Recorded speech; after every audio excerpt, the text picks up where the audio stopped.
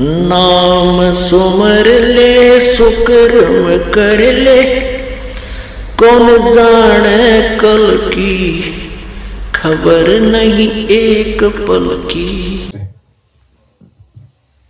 सच्चाई बंदी छोड़ सतगुरु रामपाल जी भगवान की जय हो। मैं सुलेखा दासी हिसार से। मैं थोड़ा सा जोर से 31 दिसंबर 2018 को परमात्मा के शरणों में नाम दीक्षा मैंने ली। तो मैनेजमेंट के थ्रू ही लिया गया था नाम दीक्षा। उसके बाद 2-3 साल मैनेजमेंट के सत्संगों में और उनके यहाँ मर्यादाएं खंड करते करते इतने परेशान हो गए थे कि एक दिन परमात्मा ने दया की, पवन भाई के वीडियो मोबाइल में देखे। वो देखने के बाद फिर धीरे धीरे और वीडियो निकल आए। फिर घर में चर्चा हुई। चर्चा होने के बाद सब परिवार मिलके देखने लगे। इस तरीके से फिर एक दिन साध संगति में जाने का मौका मिला। साध संगति में और ज़्यादा क्लियर हो गया क्या सही है क्या गलत है, हम कहाँ कहाँ अपनी मर्यादाएं खंड कर रहे हैं। धीरे धीरे साफ होता गया कि जो भक्ति है असल भक्ति क्या है और हम कहाँ खोए हुए थे। अभी तक हम सही रास्ते पे नहीं आए थे। तो जब मर्यादाओं में रहने लगे तो वो सही रास्ते इतने सही होते चले गए कि कब परमात्मा को मतलब हम पहले रामपाल जी को महाराज समझ रहे थे कि वो हमारे गुरु महाराज है, और कब साध संगति से जुड़ने के बाद मर्यादाओं में रहते हुए हम गुरु महाराज को परमात्मा मानने लगे, पूर्ण परमात्मा। और इसी तरीके से साध संगति हिसार में रखी गई गुरु महाराज को पूर्ण परमात्मा मानते हुए, क्योंकि अब विश्वास हो चुका था ये रामपाल जी महाराज नहीं, ये पूर्ण परमात्मा है, भगवान है वो हमारे। 25 तारीख को साध संगति हुई। सब भगत भाई आए, सबने वहां पे 2-2 बार भोग लगवाया परमात्मा ने। हम सब भक्तों से, नीच भक्तों से 2-2 बार भोग लगवाने के बाद जब मैनेजमेंट वाले वहां पे आके डराने लगे, पुलिस वाले आए, काफी दिमागी तौर से काफी परेशान भी हो गए थे, डर भी लग रहा था क्योंकि देखो हैं तो हम इंसान ही 5 तत्व वाले। डर सबको लगता है, मुझे भी बहुत डर लगा था। तो लास्ट में जब सब चले गए, केवल एक ही सहारा था, बंदी छोड़, और कोई नहीं दिख रहा था सहारा।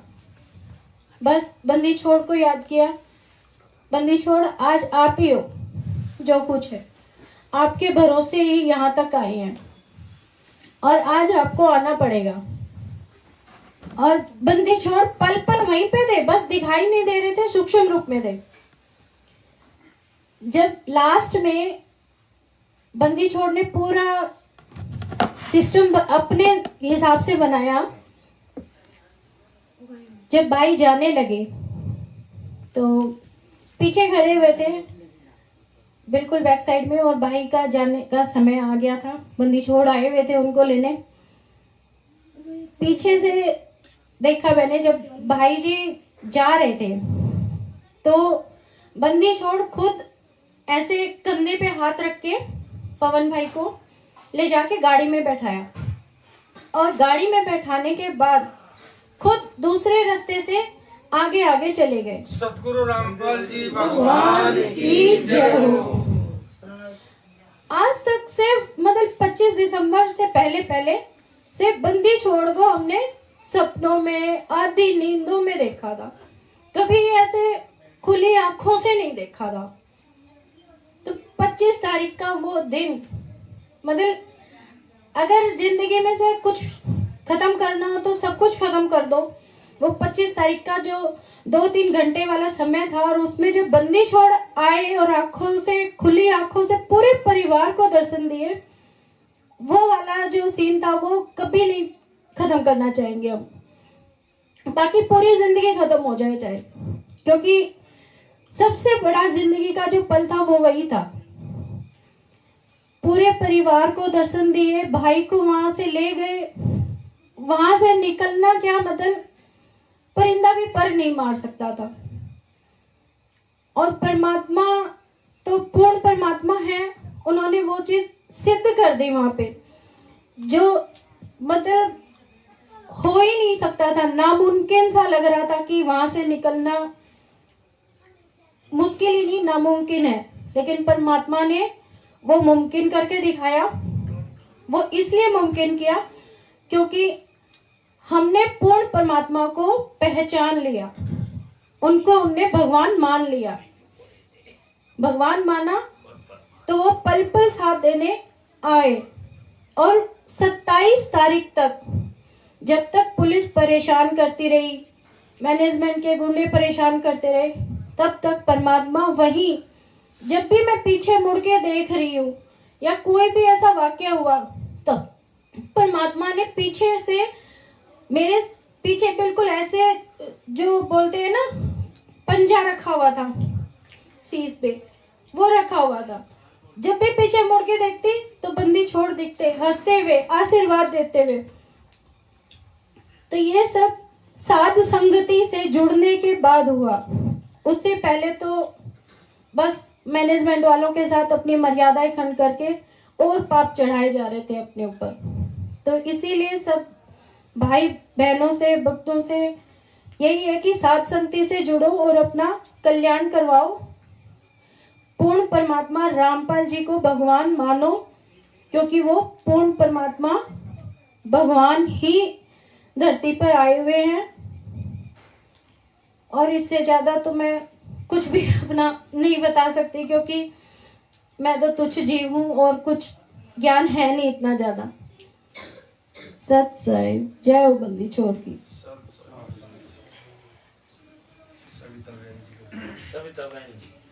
बंदी छोड़ सतगुरु रामपाल जी भगवान की जय हो। यहाँ पे आए हुए और साथ संगति से जुड़े हुए सभी भाई बहनों को सत साहिब। अब मैं तो आपको यही कहूंगी कि जैसे मालिक की वाणी है कि गोता मारूं स्वर्ग में, जा पहुंचूं पाताल, अपने हीरे मोती ढूंढता फिरूं। यही है ना भगत जी? सब समझ तो मैं तो आपसे यही कहूंगी कि जब से मैं बचपन में छोटी थी, तब से मैं शंकर भगवान को ही भगवान मान के, अपना इष्ट मान के और उनकी पूजा करती चली आ रही थी। और ये मान के चलिए कम से कम मैंने 45 साल तक मैंने शंकर भगवान को ही अपना इष्ट मान करके पूजा। और उनको मैंने इष्ट मान के पूजा, तो जो मैंने जीवन में चाहा उससे अनेकों गुना उन्होंने मुझे जीवन में दिया। लेकिन जब मैंने रामपाल जी भगवान के सत्संग सुने और उन सत्संगों का सार मुझे कुछ समझ में आया कि भाई ये सब माता पिता भाई बंधु, यहाँ की हर चीज नाशवान है, चाहे वो कितनी भी कीमती हो, लेकिन वो नाशवान है।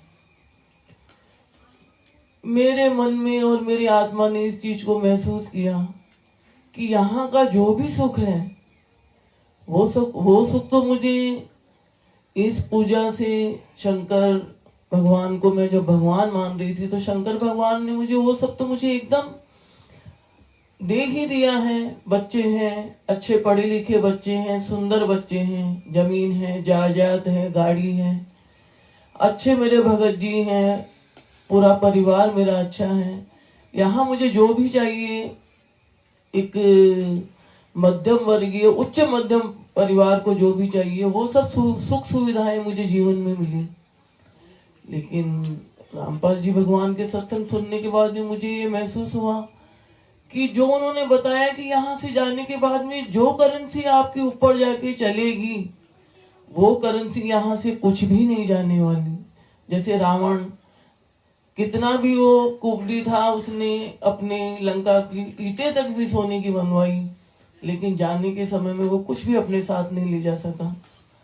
जब ये विचार मेरे मन के अंदर आया, उसी समय मेरी आत्मा ने ये कहा कि बस यहाँ का जो सुख लेना था वो ले लिया, और जब तक इस काल के लोक में हूँ वो सुख उन काल के भगवानों ने मुझे इतना दे ही दिया है कि शायद वो खत्म मेरे से होने वाला नहीं है। और वो धन को मैं प्राप्त करूं जो धन मेरा आगे काम आएगा, और वो मेरे पास बिल्कुल भी नहीं है।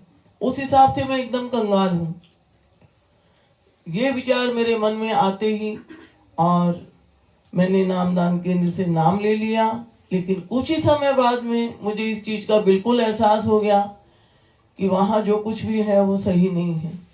और मालिक, क्योंकि जो मालिक का जो वचन था कि भाई मैं जा पहुंचूं मैं स्वर्ग में या जा पहुंचूं पाताल और अपने हीरे मोती ढूंढता फिरूं, तो ये चीजें मुझे महसूस हुई। तो मुझे समझ में आ गया कि शायद मैं भगवान को जाना चाह रही हूँ और भगवान भी मुझे आत्मा को, शायद मैं मर्यादा में रहूं तो मुझे पार कर सकते हैं। और जब मुझे सात संगति में, जब मैंने एक दिन पवन भाई का जब सत्संग 2-3 बार सुना और मैं इनके विचारों से बहुत ज्यादा सहमत हुई, तो मैंने इस चीज को इनकी सात संगति में जुड़ने के बाद में मुझे जो कुछ यूं की देखी, मैंने 2019 में नाम लिया है। मैं गुरुजी के सत्संग 27 साल से जो गुरुजी सत्संग कर रहे थे, मैं तो उनका 1% भी नहीं सुन पाई हूँ। घर में सुनने की कोशिश करते हैं, लेकिन एक दिन में 2 या 3 इससे आगे सुन नहीं पाते हैं। लेकिन सात संगति में छोटे छोटे सत्संग को पवन भाई इतने अच्छे से गुरु को परमात्मा होने का सबूत इतने अच्छे से दिया है, अगर कोई पुण्य आत्मा होगी तो वो बहुत आसानी से समझ जाएगी। तो मेरा तो सभी भक्त, और फिर देखिए आज जो सबूत पवन भाई ने जो दिया वो सबसे बड़ा सबूत है मालिक का, कि आज पवन भाई जी की भगतमती को और रवि भाई को ये चीज मालिक ने सपने में आकर के दी, और ये चीज हम सबको महसूस कराया कि हाँ भाई, मैं इसी धरती के ऊपर आप लोग मुझे जब पिता मानते हो तो मेरे को भोग लगा करके और मुझे खुश करके, और मैं आप ही को तो लेने आया हूँ यहाँ पे। इस कलयुग की बिचली पीढ़ी में मैं आप लोगों को, आप जो मेरे हीरे मोती लाल हो, उनको लेने ही तो मैं आया हूँ। लेकिन देखिए भगत जी, जब तक हमारे वो भाव हमारे मालिक में भगवान वाले नहीं होंगे, और मैं आपको सच बता रही हूँ कि जो भाव मेरे अब है, अगर उसके आधे भाव मेरे शंकर भगवान में थे और उन्होंने मुझे इतना लाभ दिया, और जो तो मैं फोटो को अपना भगवान मानती थी और वो मूर्ति को अपना भगवान मानती थी, लेकिन मेरा भगवान गुरु के रूप में यहाँ साक्षात प्रकट है। और उससे हम अगर हम दिल से मांगेंगे वो हमें क्या नहीं देंगे, और हमें चाहिए क्या बताइए? हमें अपने मोक्ष के सिवाय उनसे चाहिए क्या? वो तो बिल्कुल कहते हैं कि जो तुम चाहोगे मैं तुम्हें सब दूंगा, लेकिन ईमानदारी से भक्ति करने वाला मेरे हिसाब से तो मोक्ष के अलावा कुछ भी नहीं मांगेगा। और सात संगति में जुड़ने के बाद में पवन भाई इतनी अच्छे से समझाते हैं। मैं तो यही कहूंगी कि भाई सात संगति से जुड़िए, किसी की बात को मत मानिए। आप सात संगति से जुड़िए और आपको खुद समझ में आ जाएगा कि रियलिटी क्या है। सत्साई जय हो। बंदी छोड़ सदगुरु रामपाल जी भगवान की जय हो। सत्साई।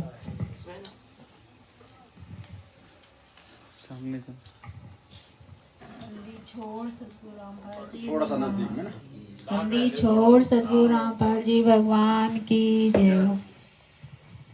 परम पिता परमात्मा बंदी छोड़ सदगुरु रामपाल जी भगवान। 2011 में लोग बरवाला से आज नाम लिया। परमात्मा की ऐसी रजा हुई। पहले ही हमारे पास में एक भगत जी रहते थे, उन्होंने नाम लिया था।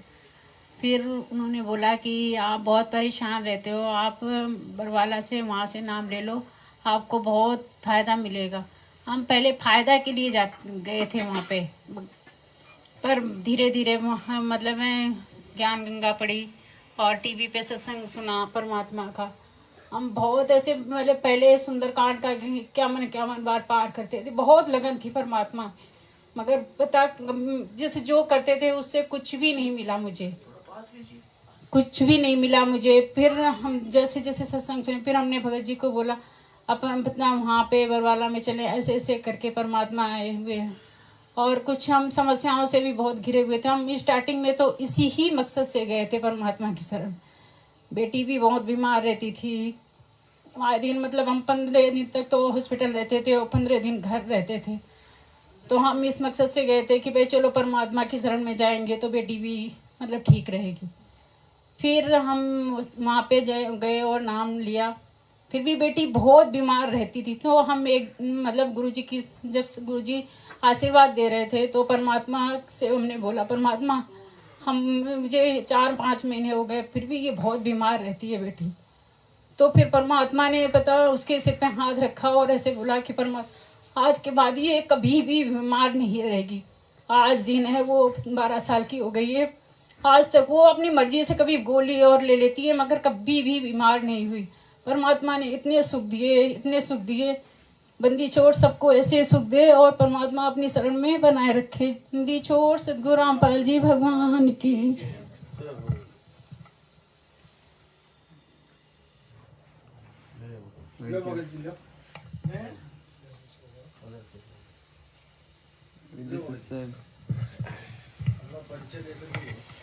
सतगुरुदेव की जय। बंदी छोड़ सतगुरु रामपाल जी भगवान की जय। सभी भक्त आत्माओं से इस दास का साहिब दास का नाम अनिल दास है, हिसार से। वैसे तो परमात्मा ने हमें बहुत मतलब सुख दिए हुए हैं, बहुत दया की हुई है। पहले से ही नाम लेने से पहले से ही बिल्कुल सब कुछ सेट था, लेकिन शांति नहीं थी, भागम भाग रहती थी। कुछ तो दास की सर्विस बिजली बोर्ड में थी, फील्ड में तो दिन रात का काम रहता था।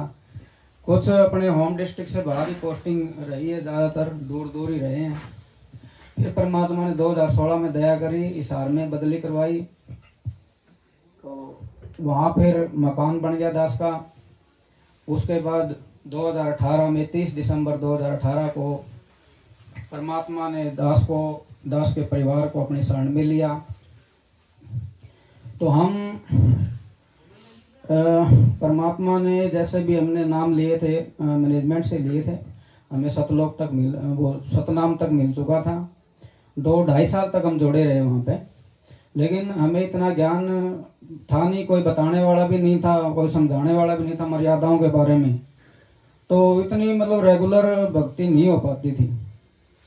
तो जो भी तीनों समय की जो नित्य नियम है, असो निकंदन मैणी और संध्या आरती है, तो कभी बैठ के कर ली और कभी मतलब मोबाइल से लगा के कर ली। तो इतना ना तो ज्ञान था ना कुछ और। बाकी गुरुजी को भी हम गुरुजी ही समझ रहे थे और कबीर साहब को हमें मतलब इष्ट देव भगवान समझ रहे थे। तो गुरुजी के सत्संग सुनते थे तो गुरुजी रेफरेंस देते थे गीता जी के और श्री देवी भागवत पुराण के, तो वो मिलाते थे हम। तो 2-2.5 साल में ये तो हुआ भी थोड़ा, हम उनके रेफरेंसेस को मिलाते थे। तो मिलाने से मतलब देखते तो बिल्कुल एज इट इज सेम भी। गुरुजी ने भी ज्ञान तो पूरा तोड़ पड़ रखा, पूरा ढूंढा पड़ रखा गुरुजी ने, लेकिन हम गुरुजी को भगवान नहीं मान रहे थे उस टाइम तक, तो इसलिए हम मिलाते थे। और फिर और जो अपने साथी थे उनको भी बताया करते थे भी देखो इसमें श्लोक में ये लिखा हुआ है। और वो जबकि मेरे सामने मेरे जो कर्मचारी थे वो कहते थे भी आज श्राद्ध निकालेंगे, आज वर्षी है, कभी छमाही है, तो उनको हम ये बताते थे। गीता जी का अध्याय 9 में श्लोक नंबर 25 में है कि जो भूतों को पूजेंगे वो भूत बनेंगे, पितरों को पूजेंगे वो पितर बनेंगे। तो जो जिसकी पूजा करे उसी के पास ही जाएगा, वो वही बनेगा। लेकिन फिर भी वो लोग मानते नहीं थे उनको, जबकि वो दिखा भी देते थे रेफरेंसेस। कोई मोबाइल में गूगल क्रोम पे चला के गीता जी का कोई भी श्लोक और वो निकाल लो, हम सारा मिलाते थे, उसमें मिनटों में सब कुछ पता चल जाता है। आजकल तो कोई ग्रंथ खोलने की भी ज्यादा जरूरत नहीं पड़ती। लेकिन हम उसके बाद परमात्मा ने दया करी और सितंबर-अक्टूबर में हम पवन भगत जी के वीडियो देखने लगे। शुरू में तो 1-2 को बताया तो वो मना करते थे, बोले नाम खंड हो जाएगा, ये हो जाएगा, वो हो जाएगा।